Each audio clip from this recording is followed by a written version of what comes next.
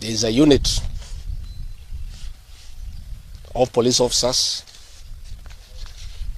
that are not under the command of the Inspector General of Police that are carrying out these abductions and killings. There is a building in Nairobi, the 21st floor, in the city center, where this unit is operating from, led by a certain Mr. Abel. Will be giving a second name in the next 1 week or so. I find it very funny and very unfortunate that we as leaders, including church leaders, we are glorifying the things that this generation is doing, a few of our children are doing on social media. Nimemwambia rafiki yangu huyu Ruto, ile mambo ya vijana kushika hovyo hovyo na kupigwa pingo na kuweka mahali na kuteswa ikome kabisa. The unit of police officers that are not under the command of the Inspector General of Police that are carrying out these abductions and killings.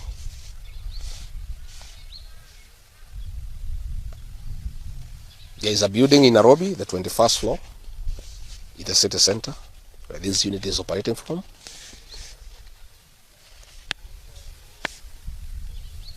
Led by a certain Mr. Abel. Will be giving a second name in the next 1 week or so. Is a unit of officers drawn from across security agencies that are not under the command of the Inspector General of Police. Abel is a cousin to a very senior government official in this administration. And if this unit is not dismantled, we'll be giving the name of the building and the full names of that officer and his cousin in this administration.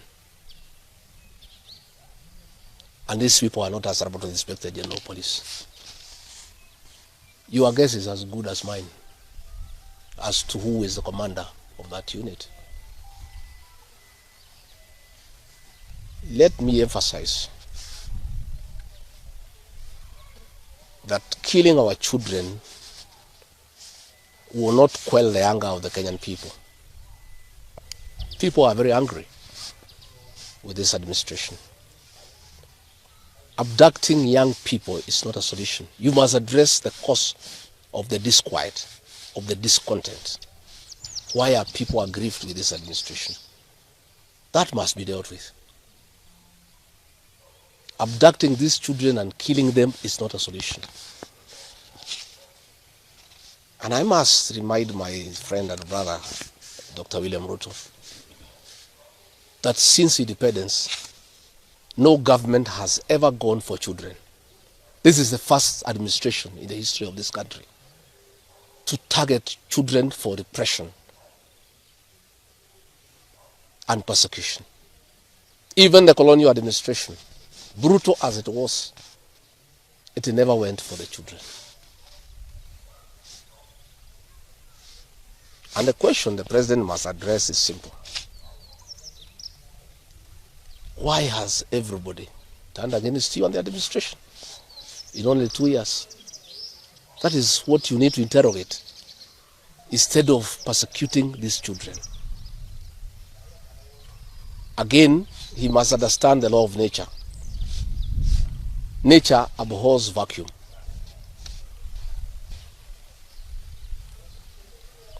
When you swallow the opposition and there is nobody to hold you to account, when you capture parliament and other institutions of oversight, since nature abhors vacuum, other formations will emerge to oversight you and hold you to account. And that is how the church has come up to hold the government to account. And that is how these young Kenyans have come out to hold the government to account.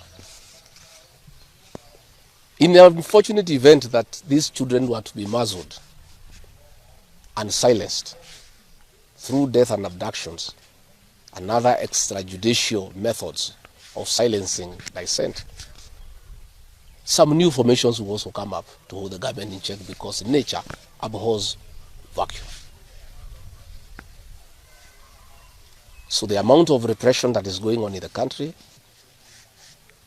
is unparalleled, it is unprecedented, and it needs to come to an end. Kuambia Mheshimiwa Ruto, hizo ni nyakati ya Biwott, na Biwott alizikwa kama kuna kilo 15.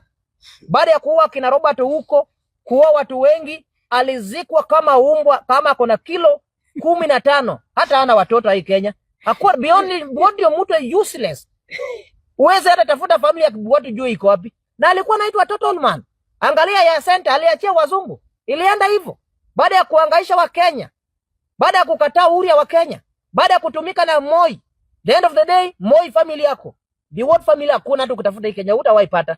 Kwa sababu unyama na damu ambayo alimwaga, kwa sababu wa Kenya walikuwa wanadai haki yake. So yule mtu ambaye anatumika katika hii era ya William Ruto, wewe pia utakufa kama umbwa, na mwishowe familia yako itapotea. So lazima serikali ichukue sheria. Sio mambo ya kuleta jambazi. Katiba iko wazi. Kamata mtu memchana na gari ya serikali ipeleke kwenye kituo. Na kama hana wazazi wa mtu ambaye anajui hapo, ambia mtu wote ama apigie mzazi wake kwamba nimekamatwa na polisi ya kitu fulani, nimepeleka kitu fulani. Hiyo ndio tunataka sheria. Ndio sheria chukue mkononi mwake. So hatutaruhusu William Ruto. Wenye watakufa watakufa. Wenye watabaki Majaliwa 2027 utafurushwa. Kama kuna mtu ambaye atakuwa na kazi ngumu hii Kenya, hata utafute Joshua Kamage milioni 1, tutafurusha na Joshua Kamage milioni 1. Hata utafuta another Chebukati milioni 10, tutakufurusha nayo. Hata usimame kama rais na wewe ndio Chebukati, bado tutakufurusha. Tutakulazimisha utangaze ule mshindi ambao Mkenya mchagua. Utakuwa mwenyekiti wa IBC, bado utakuwa kwa debe, na bado tutawafurusha kule nyumbani. So hatuna uoga. Find it very funny and very unfortunate that we as leaders, including church leaders, we are glorifying the things that this generation is doing. A few of our children are doing on social media. Sometimes the things that are very unfortunate, you know, trying to portray very bad images and silhouettes and all those kind of things. And yet we are all glorifying and saying it doesn't matter. You do it again. Even as we do our part as government to make sure that fairness and justice is seen to be done, I want to request society, let's hold hands together to guide our children in the right path, because that is our duty. Is as parents. I really pity the future generation, because some of us who are parents now, in our generation, not the generation of the speaker, in our generation, tumewacha responsibilities and our children are bosses unto themselves. I think it's important, like the Bible says, we guide our children in the right path so that they may be able to also grow a future generation that makes Kenya a country that we must proud of. I'm so sorry. Hatutaki kuona dhambi ikivuka inaenda mwaka mpya. Bado vijana wetu wote wawe salama. Nimemwambia rafiki yangu huyu Ruto, ile mambo ya vijana kushika hovyo na kupigwa pingo na kuweka mahali na kuteswa ikome kabisa. Isiendelee. Wale ambao wanafanya mambo kama haya washikwe, wanaswe na wawekwe ndani. Nataka niulize wazazi, kila mzazi tafadhali, hawa watoto ni baraka kwetu, tumepatiwa na Mwenyezi Mungu. Kila mzazi achunge watoto wake, tuweke kushughulikia watoto wetu.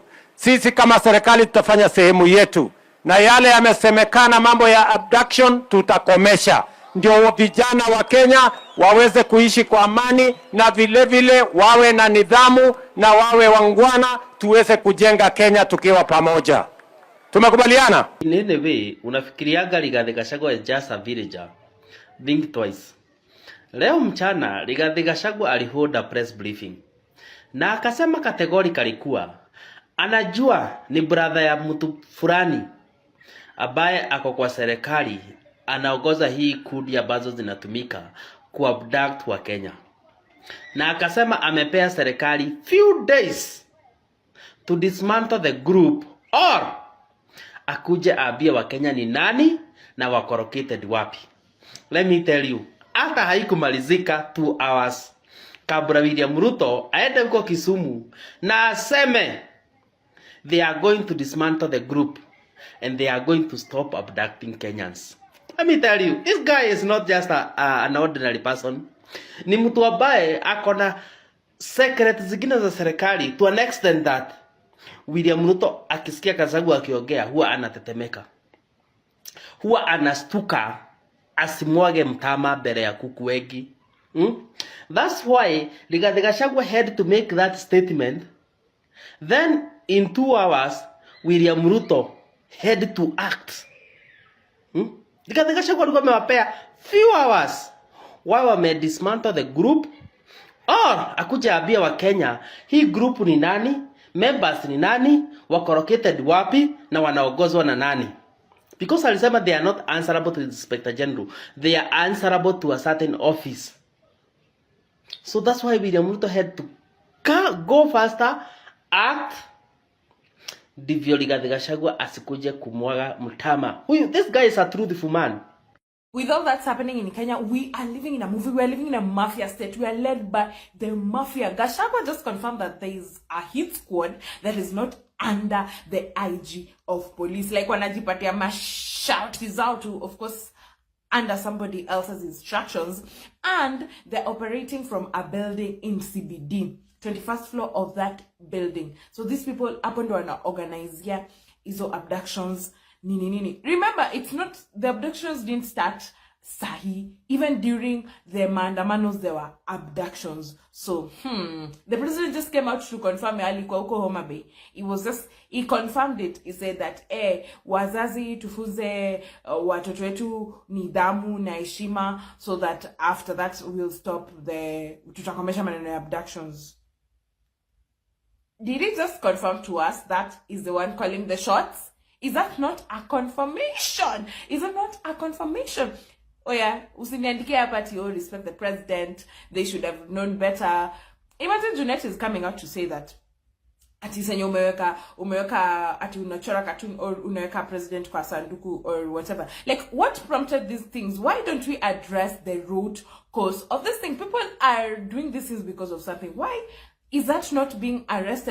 Why is that not being addressed before we get to respecting the president? Respect is and I'm not gonna expound on that further, but and abductions.